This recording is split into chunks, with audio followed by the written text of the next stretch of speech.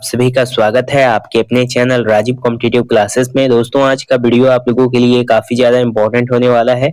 आज के इस वीडियो में हम लोग बात करने वाले हैं सभी शिक्षकों के बारे में। देखिए, जितने भी शिक्षक हैं जो नियोजित से विशिष्ट शिक्षक बने हैं, जो यहाँ पे नियोजित से टीआरई 1, टीआरई 2, टीआरई 3 में शिक्षक बने हैं, जिसको हम विद्यालय अध्यापक कहते हैं, या फिर आप नियोजित से या विशिष्ट से प्रधान या प्रधानाध्यापक बने हैं, तो आपके लिए आज का वीडियो इम्पोर्टेंट है। क्योंकि आज के इस वीडियो में हम वेतन संरक्षण और प्रमोशन से कितना आप लोगों का वेतन में उछाल आएगा इसके बारे में बात करेंगे। हर एक ईयर वाइज, यानी आप किसी भी ईयर में पास किए हैं तो आपका आंकड़ा जोड़ करके आपको प्रमोशन अभी दिया जा रहा है शिक्षा विभाग के तहत।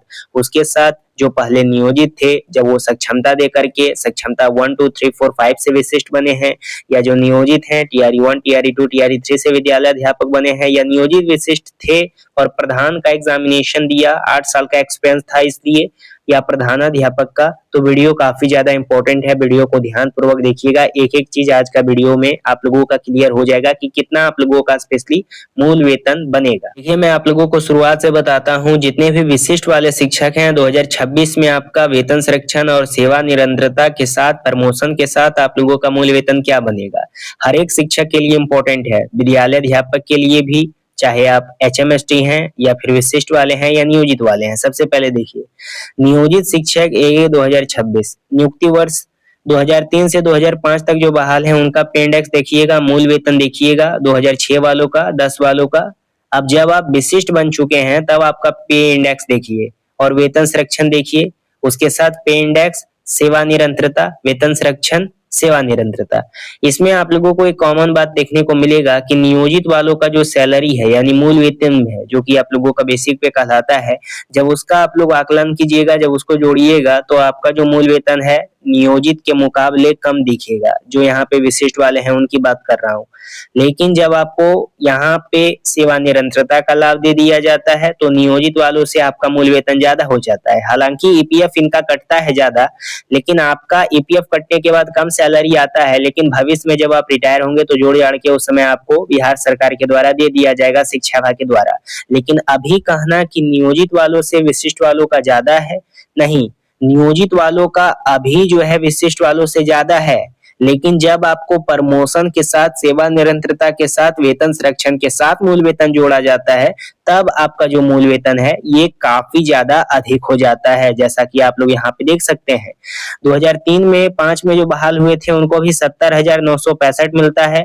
2006 वालों को देख सकते हैं 68,928 मिलता है। 10 वालों का देख सकते हैं 66,947 मिलता है। 2013 में टीटी वाले हैं, अपना देखिएगा तो आपका भी यहाँ पे है, यानी सबका यहाँ पे 60 से लेकर के 70,000 के बीच में सैलरी अभी दिया जा रहा है। 2016 वालों का देख लीजिए, 22 वाले जो छठा फेज के तहत बहाल हुए थे उनका देख लीजिए। स्नातक ग्रेड वाले हैं तो देख लीजिए, अनस्नातक वाले हैं जो ट्रेंड हैं अपना देख लीजिए। ट्रेंड वाला और अनट्रेंड वाला में भी कॉम्बिनेशन बनाया गया है शिक्षा विभाग के द्वारा, यानी कि जो शिक्षक को ट्रेनिंग दिया गया था उनका मूल वेतन जो है 1,000-2,000 ज्यादा है मुकाबले अनट्रेंड से। ठीक है, 2003-2005 का देख लीजिए, 6 वालों का, 10 वालों का, 13 वालों का, 16 वालों का, 22 वालों का, स्नातक ग्रेड वालों का, अनस्नातक ग्रेड वालों का। अब यहाँ पे जो आप लोगों का फिटमेंट मैट्रिक्स टेबल जो है वो शिक्षा विभाग के द्वारा जो आप लोगों का तैयार किया गया है वो इस प्रकार करा गया है, इस क्रम में करा गया है। इसमें आप लोगों के लिए कॉमन क्या है, सबसे पहले 1 to 5 के लिए 25,000 है, 6 to 8 के लिए 28,000, वरीयता हो जाते हैं तो 30,000, और 9-10 के लिए 31,000, वरीयता हो जाते हैं तो 32,000, और वरीयता वाले हो जाते हैं 11-12 के लिए तो 34,000। लेकिन इस प्रकार से अलग अलग श्रेणी वाइज आप लोगों का सैलरी है हर एक क्लास के लिए, हर एक सेक्टर के लिए, विशिष्ट वालों का, नियोजित वालों का, प्रधानाध्यापक का, प्रधान शिक्षक का, विद्यालय अध्यापक का। इसमें सबसे बड़ा कॉमन चीज क्या निकल के आता है, सबसे ज्यादा सैलरी जो है ये आप लोगों का प्रधान शिक्षक और प्रधानाध्यापक का है। बीच में यहाँ पे सरकार के द्वारा 2021 के अकॉर्डिंग उन लोगों का सैलरी बना दिया गया था, तो कई सारे शिक्षक जो थे वो नाराज हो गए थे कि पहले तो हम सबसे ज्यादा सीनियर हैं तो मूल वेतन हमको देना चाहिए ज्यादा, मूल वेतन हमारा 30,500 है, विशिष्ट वालों का ज्यादा है 1,000-2,000। तो यहाँ पे जो है शिक्षा विभाग के द्वारा 7 पे कमीशन, 8 पे कमीशन ना दे करके प्रमोशन दिया गया, 15% का सैलरी में वृद्धि किया गया थ्रू द प्रमोशन, और उसके साथ आप लोगों का मूल वेतन में बढ़ोतरी किया जा रहा है धीरे धीरे करके। हर एक शिक्षक को प्रमोशन दिया जा रहा है, नियोजित से लेकर के विद्यालय अध्यापक से लेकर के विशिष्ट से लेकर के HMST तक। जिनके पास 12 वर्ष का अनुभव है उसको। अब यहाँ पे कई सारे जो लोग बोलते हैं कि 12 वर्ष कैसे लाएंगे, अब यहाँ पे जो सक्षमता दिए हैं अभी हाल फिलहाल में, उससे पहले तो आप नियोजित शिक्षक थे। तो नियोजित में जब से आप कार्यरत हैं 3 से 6 से 5 से 10 से जब से भी आप कार्यरत हैं तब से आपका जोड़ा जाएगा कि कितना साल आप लोगों ने टीचर के रूप में कार्य किया है। तो वो जो आप लोगों का पीछे वाला नियोजित के रूप में जो जोड़ा था उस आधार पे प्रमोशन देकर के आप लोगों का मूल वेतन में वृद्धि किया जा रहा है। यहाँ पे देखिएगा नियोजित शिक्षक जिनको प्रमोशन मिल चुका है, विशिष्ट वालों का इंडेक्स लेवल के आधार पे विशिष्ट वालों को प्रमोशन मिल चुका है। विशिष्ट को सेवा निरंतरता के साथ मूल वेतन क्या मिलेगा, इससे आपका क्लियर हो जाएगा। HMST वाले भी ध्यान देंगे, मूल वेतन अपना अपना देख सकते हैं कितना है। 58% DA के साथ, 5% HRA के साथ, मेडिकल के साथ, NPS के साथ, total salary in hand salary. उसी प्रकार जब विशिष्ट वाले का नहीं, नियोजित वालों का जब प्रमोशन मिल जाता है 2003-5 वालों का, तो अपना सैलरी देखिए कितना है आप लोगों का। अब यहाँ पे एक आप लोगों को कॉमन बात देखा होगा कि इन हैंड सैलरी आपका कितना है, लेकिन जब आप विशिष्ट वालों का देखते हैं सेम ईयर का, पहले आप नियोजित थे लेकिन जब आप सक्षमता देकर के विशिष्ट बन गए तब अपना मूल वेतन देखिए कितना है। आपका यहाँ पे मूल वेतन दिखाएगा कि बेसिक पे ज्यादा है नियोजित वालों से, ठीक है, सब बढ़िया से आ रहा है सैलरी। लेकिन जब यहाँ पे टोटल सैलरी का आपका गणना किया जाता है तो टोटल सैलरी आपका बनता है 61,397, यानी कि नियोजित से ज्यादा बनता है, लेकिन आपका इन हैंड सैलरी कम हो जाता है। इसका कारण क्या है, नियोजित से इन हैंड सैलरी आपका कम क्यों हो जाता है 48,987? इसलिए हो जाता है क्योंकि आपका EPF ज्यादा कटता है, NPS और EPF ज्यादा कटता है न्यू पेंशन स्कीम के तहत 12,370 मुकाबले 3600 नियोजित वालों का, इसलिए आपका सैलरी ज्यादा यहाँ पे कट लेता है, जिसके कारण से इन हैंड सैलरी कम मिलता है। लेकिन भविष्य में तो आप ही को मिलेगा रिटायरमेंट के वक्त या जब आप नौकरी छोड़ेंगे तब आपको मिल जाएगा लमसम मैक्सिमम करके। उसके साथ प्रमोशन जब दे दिया जाता है तब देखिए कितना सैलरी है सेम ईयर का।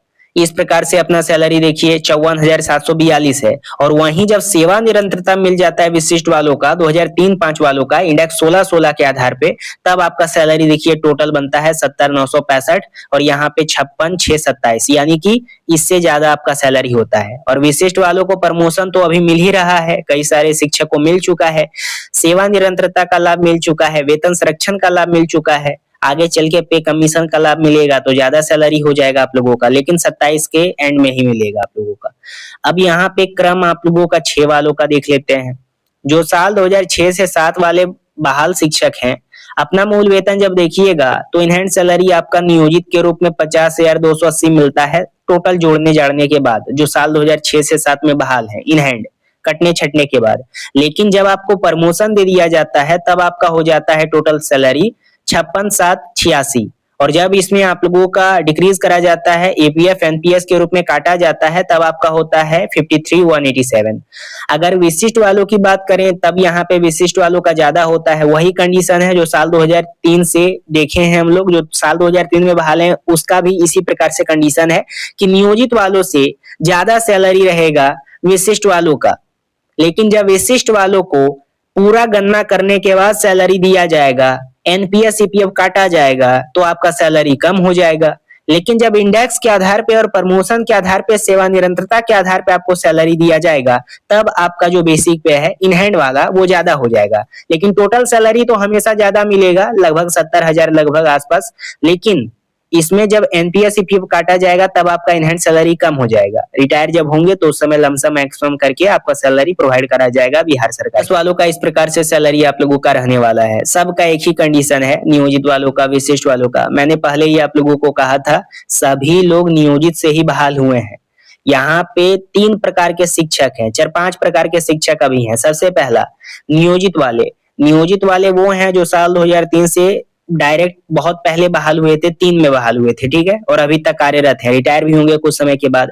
तो वैसे शिक्षक जो साल 2003 में बहाल थे वो नियोजित में है। कई सारे नियोजित शिक्षक फर्जीवाड़ा तरीके से भी नौकरी कर रहे हैं और कई सारे ऐसे भी हैं जिनके पास जेन्युइन होगा तो वो लोगों ने अप्लाई किया और उसके बाद फिर ये 3 भाग में बट गए। पहला सक्षमता 1 2 3 4 5 दे करके विशिष्ट बन गए ताकि राजकर्मी का दर्जा मिल जाए और आगे चल के पे कमीशन का लाभ मिले। दूसरा विद्यालय अध्यापक बन गए। विद्यालय अध्यापक में उन्होंने सोचा कि अगर बीपीएससी के थ्रू शिक्षक बन जाते हैं तो आगे चल के हमें फायदा होगा, ठीक है। लेकिन इसमें आए हैं कौन, बीपीएससी वाले में वही आए होंगे जिनके पास सर्टिफिकेट होगा, या जो साल 2022 में बहाल होंगे या उससे पहले जो बहाल होंगे नियोजित के रूप में। और तीसरा सेक्टर आ गया एचएमएसटी वाला। अब एचएमएसटी में भी 8 साल का एक्सपीरियंस जिनके पास था वही लोगों ने अप्लाई करके सिलेक्शन अपना प्राप्त किया। तो तीनों का सेक्टर जो है अलग अलग क्रम वाइज हो गया, और इसी में बताया गया कि सबसे ज्यादा सैलरी होगा एचएमएसटी का, उसके ऊपर होगा विशिष्ट वालों का, उसके ऊपर होगा विद्यालय अध्यापक का।